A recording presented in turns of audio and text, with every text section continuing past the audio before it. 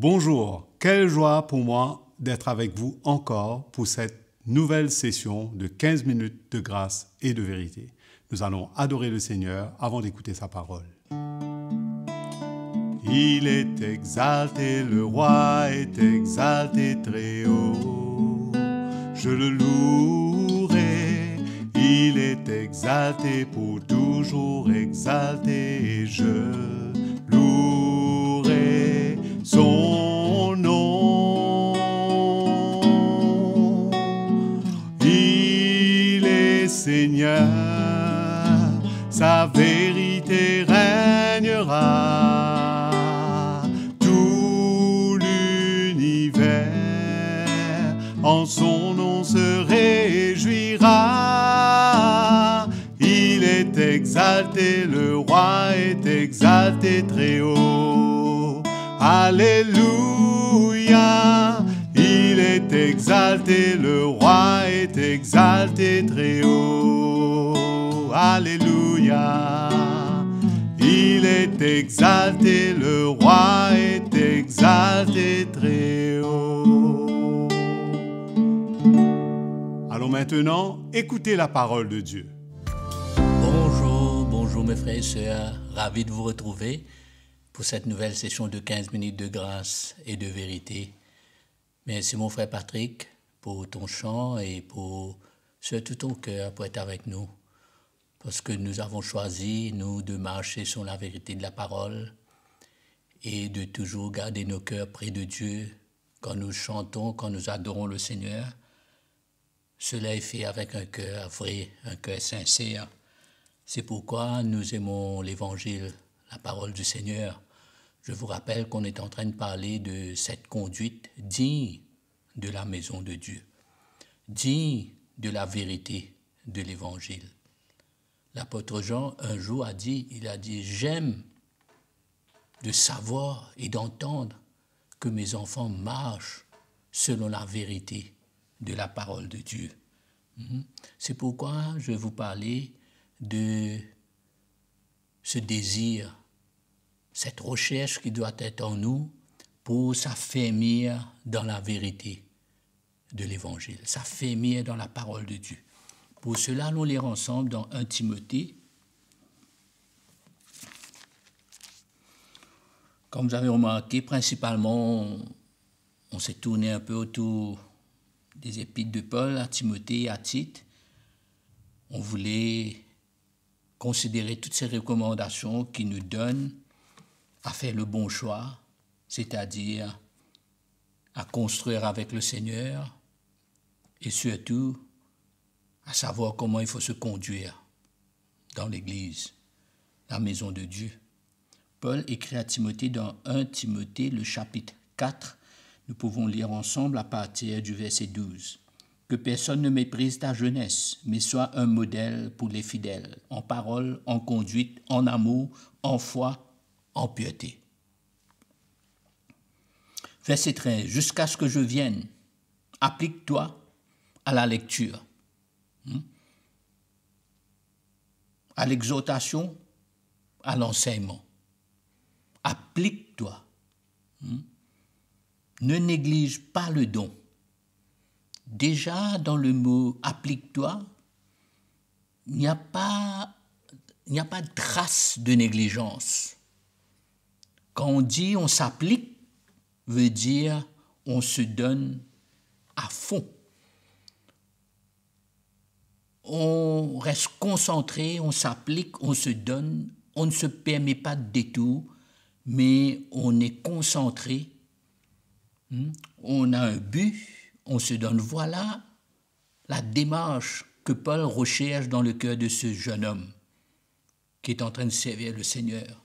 Applique-toi à la lecture, c'est-à-dire affermis-toi. La lecture de quoi? La lecture de la parole de Dieu. Dans tout ce que Paul lui a donné comme recommandation, applique-toi. Affermis-toi dans la vérité de la parole.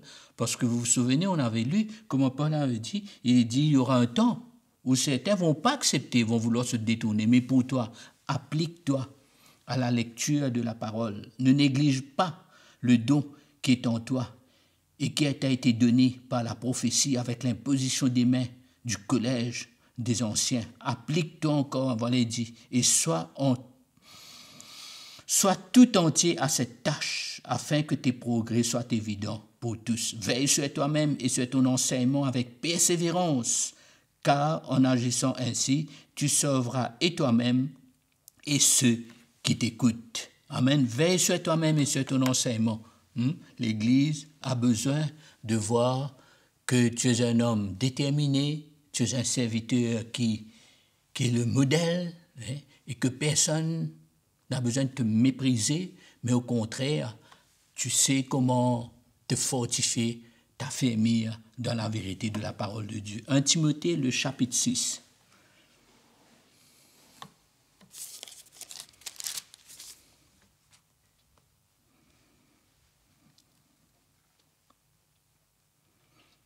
Nous lisons 1 Timothée, le chapitre 6, nous lisons à partir du verset 11. Pour toi, homme de Dieu, nous avons vu précédemment comment il faut fuir tout ce qui est l'amour de l'argent, tout ce qui touche à une motivation qui n'est pas claire par rapport à l'argent.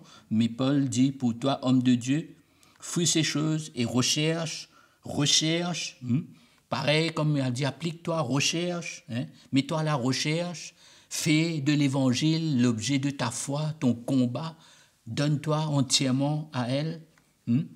Il dit recherche la justice, la piété, la foi, l'amour, la patience, la douceur, combat le bon combat de la foi, saisis la vie éternelle à laquelle tu as été appelé et pour laquelle tu as prononcé cette belle confession en présence d'un grand nombre de témoins.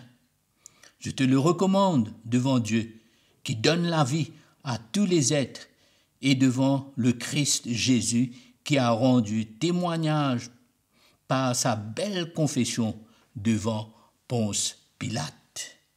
Garde le commandement sans tâche, sans reproche, jusqu'à l'apparition de notre Seigneur Jésus-Christ, que manifestera en son temps le bienheureux et seul souverain, le roi des rois, le Seigneur des seigneurs, qui seul possède l'immortalité, qui habite une lumière inaccessible que nul homme n'a vue, ni ne peut voir, à lui honneur et puissance éternelle. Amen. Amen.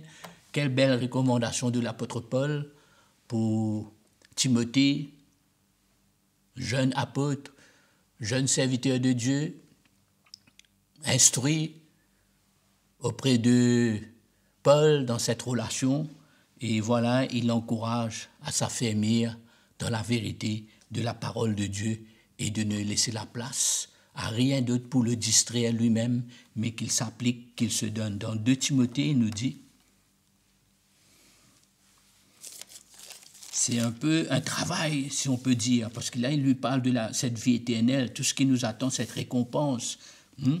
Ça me fait rappeler comment Paul avait écrit à l'Église pour nous demander de travailler à notre salut avec crainte et tremblement. C'est un appel de Dieu. Pas de relâche. Déterminé. Nous affermir dans l'Évangile. Fortifier dans la lumière de l'Évangile. Parce que le temps est difficile. Il y a des dangers autour de nous. Dans 2 Timothée, il écrit encore, il nous dit dans 2 Timothée, le chapitre 2, nous lisons à partir du verset 1er peut-être. Toi donc, mon enfant, fortifie-toi.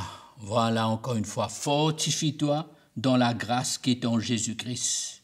Et ce que tu as entendu de moi. Voilà une manière de se fortifier, se rappeler, se soumettre, considérer, s'attacher à ce qu'il a reçu. Ce que tu as entendu de moi en présence de beaucoup de témoins, confie-le à des hommes fidèles qui soient capables de l'enseigner aussi à d'autres. Souffre avec moi comme un bon soldat du Christ Jésus. Et là, il lui donne un exemple, il dit, il n'est pas de soldat en campagne qui s'embarrasse des affaires de la vie s'il veut plaire à celui qui l'a enrôlé.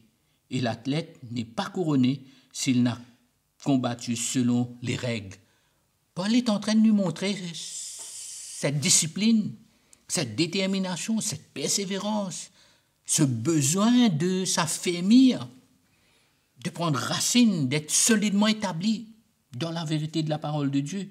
Le laboureur qui peine doit être le premier à recueillir le fruit. Comprends ce que je te dis, le Seigneur te donnera l'intelligence en tout. Souviens-toi de Jésus-Christ ressuscité d'entre les morts, issu de la descendance de David selon mon évangile, pour lequel je souffre jusqu'à être lié comme un malfaiteur. Mais la parole de Dieu n'est pas liée. Amen. Mes frères et sœurs, quand nous lisons ces paroles, ces versets, ces exhortations, ces recommandations de Paul, nous voyons que Dieu, dans son plan, dans la lumière de sa parole, son évangile, il a un plan extraordinaire. Nous qui servons le Seigneur, nous qui formons partie d'une manière ou d'une autre d'une église locale et que nous recherchons à connaître, à grandir dans la connaissance de Jésus, nous savons que l'évangile, ce n'est pas dans une connaissance intellectuelle pour remplir sa tête, mais nous avons compris clairement que c'est une révélation qui vient, allons dire, confronter notre cœur, qui vient défier peut-être nos désirs de la chair, parce que c'est ça l'évangile, la vérité de l'évangile. C'est un défi, c'est un challenge pour que nous puissions faire le bon choix. Jésus nous a déjà parlé de ça plusieurs fois, nous avons vu cela. Il y a le chemin qui est étroit, mais qui mène à la vie, mais il y a aussi le chemin qui est large et qui mène à la perdition. Mais quand on parle de cette conduite digne de la maison de Dieu, il faut que ce soit selon la vérité de la parole de Dieu. C'est pourquoi quand on parle de s'affermir dans la vérité, on ne parle pas de remplir sa tête de toutes sortes de connaissances. Au contraire, nous avons vu le danger de se donner à toutes sortes de discours, la sagesse de l'homme, les traditions de l'homme, connaissances humaines, mais non, on parle de l'évangile, la vérité de la parole de Dieu révélée. Paul dit comment le Seigneur l'a arrêté sur la route de Damas et s'est révélé à lui. Et il dit c'est une grâce, c'est cette révélation qu'il a transmise à l'Église et aujourd'hui qu'il dit à Timothée, c'est afferme-toi dedans pour toi-même et aussi pour que tu puisses transmettre aux autres, que eux, en retour, puissent transmettre à l'Église, au peuple de Dieu. Que ces quelques paroles vous encouragent. Je suis sûr que le Seigneur, dans la simplicité, saura vous encourager, vous affermir, vous éclairer par son Saint-Esprit, parce que l'Évangile nous éclaire, parce que l'Évangile, ce n'est pas une connaissance selon l'homme, mais c'est une lumière qui vient à notre cœur pour que nous puissions en retour obéir au Seigneur. Merci, je sais que le Seigneur vous a encouragé et merci de chérir et d'aimer la simplicité de la parole de Dieu. Et je vous dis à très bientôt. Merci. Nous avons entendu la parole de Dieu dans cette session de 15 minutes de grâce et de vérité. Aimez et partagez ce message et n'oubliez surtout pas de vous abonner à notre chaîne CTMI. N'hésitez pas et écrivez-nous à l'adresse affichée sur votre écran. Nous reprendrons contact avec vous. Nous vous aimons et soyez bénis. À bientôt.